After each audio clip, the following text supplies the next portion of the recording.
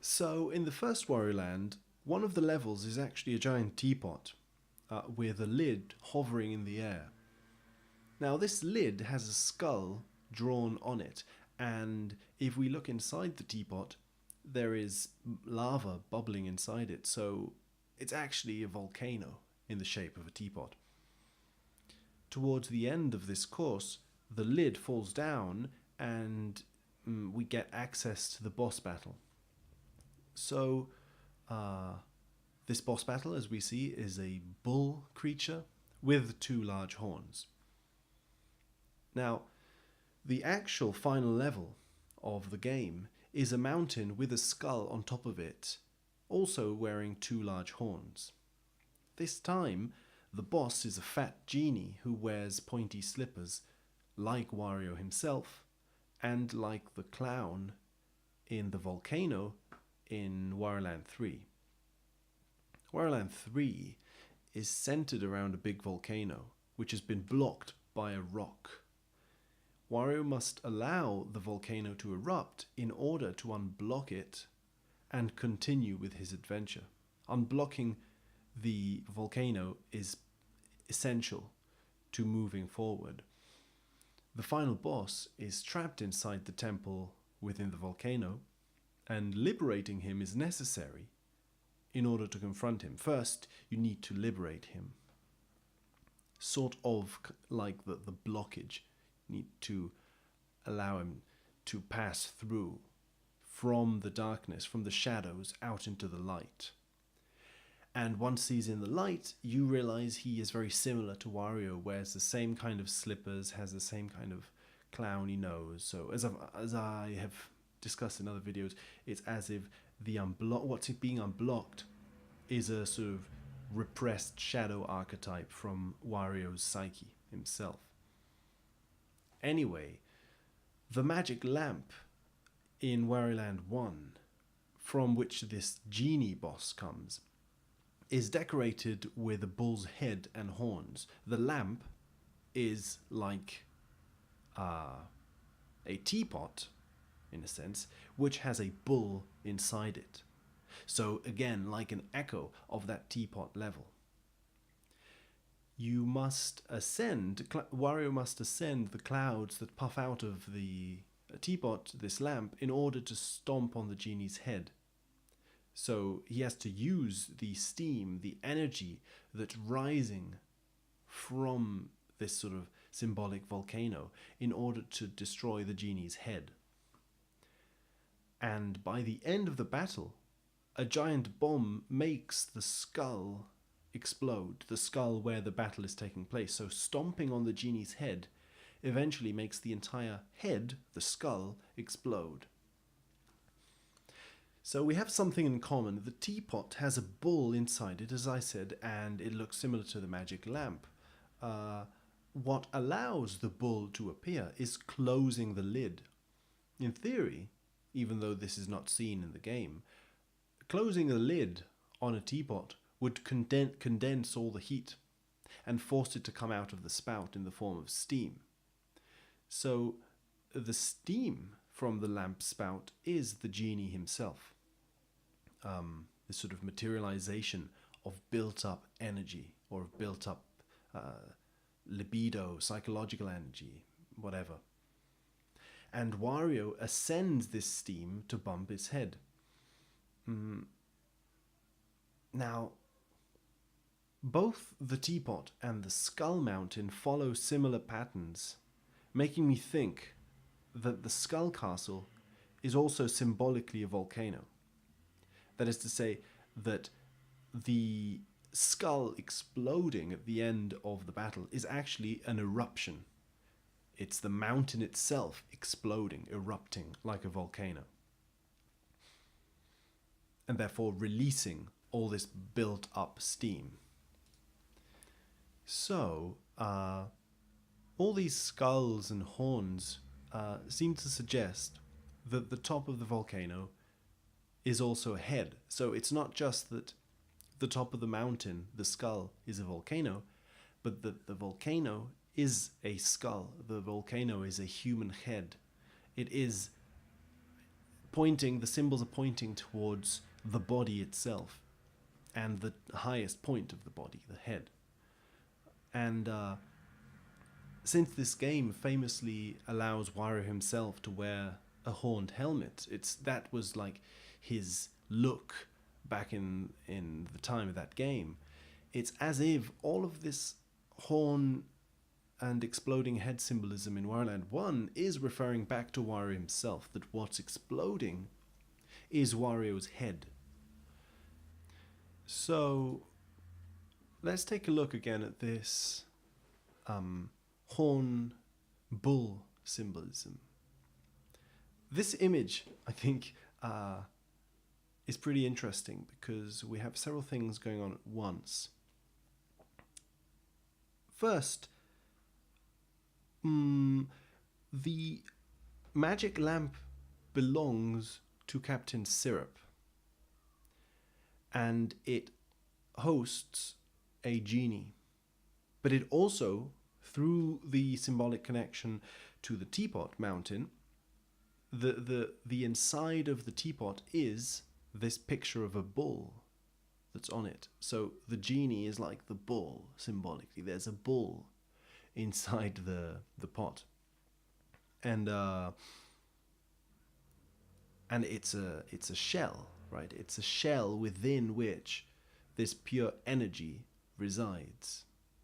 Now, Captain Syrup is in a similar sort of situation. She is sleeping on a bed shaped as a conch. So she is sleeping, or she inhabits a shell, literally a shell. And of course, the only other image of her is a painting on the wall. So again, her framed, her trapped inside a shell, inside a frame. Now, what could we say about all this? Well, the first thing that comes to mind to me is the sort of the immediate mythological connections. And that is that a woman inside a conch is a classic symbol of Venus. But furthermore, in comparative mythology, Venus is the same as Hathor in the Egyptian pantheon. And Hathor is a cow goddess with horns. So the bull, or the cow, and the conch sort of link back to this symbol of Venus. And now, this whole sort of ordeal that the game is depicting involves at the center of it a golden statue of Peach.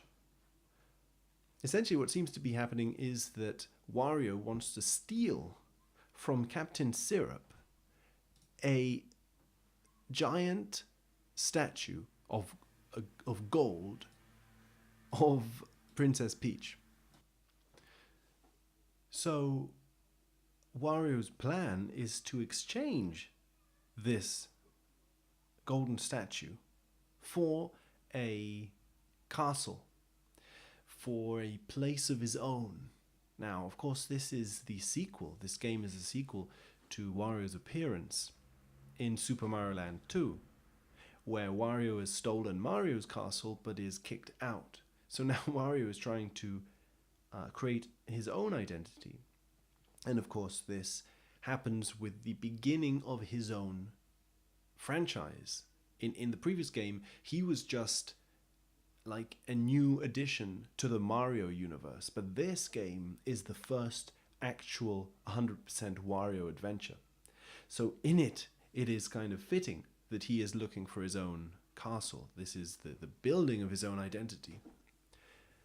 But to me, it's interesting how this identity continues to link back to the Mario universe, in the fact that Wario is trying to steal an idol of Princess Peach, a giant idol. So, in the fact that Wario is like the shadow of Mario, it's almost as if Wario games are a parody of Mario games, or a clown a sort of twisted, distorted version of a Mario game, seen from a different lens. Now, Mario is always presuming to be saving the real Princess Peach. But really, when you think about it, it's very easy to criticize this because Princess Peach is not really a real character in Mario games. She is merely an object that has been stolen and which Mario is going to recover. This sort of ping pong between Mario and Bowser places Peach in this role of literally a golden statue, an icon, an idol. And in Wario games, as if Wario games were like the dream version of the Mario universe, you clearly see this. It is no longer hidden. That what Wario is trying to find is not actually a real person. It's a projection of his desire projected into a material shell of gold. And then, furthermore, he's going to convert that into an identity for himself, as if what he actually wants isn't Peach. What he wants is his castle. It's just that the way to acquire his castle, the purchase, in psychological terms, requires the icon of the woman as a sort of a form of money, a form of energy to transform his own castle, his own identity, which is, of course, a shell as well. So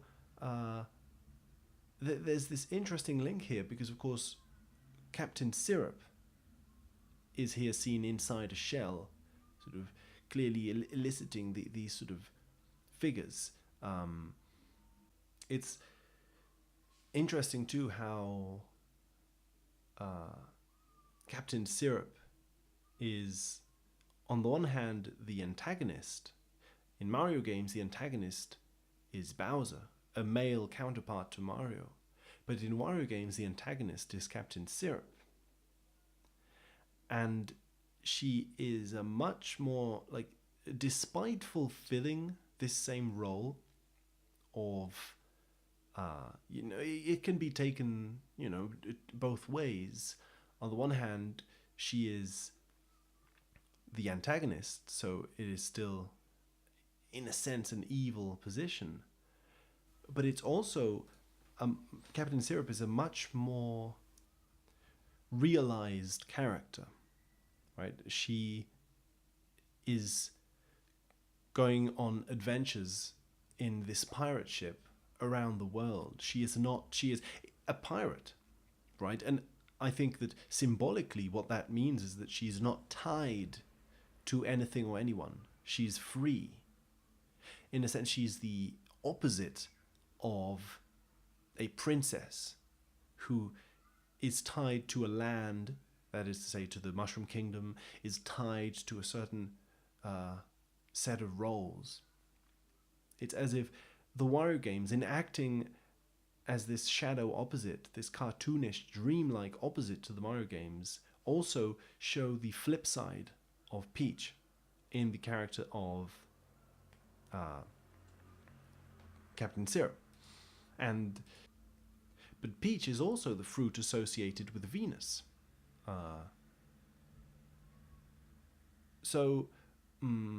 And furthermore, in the Chinese zodiac, the ox, or the bull, is associated to the peach blossom.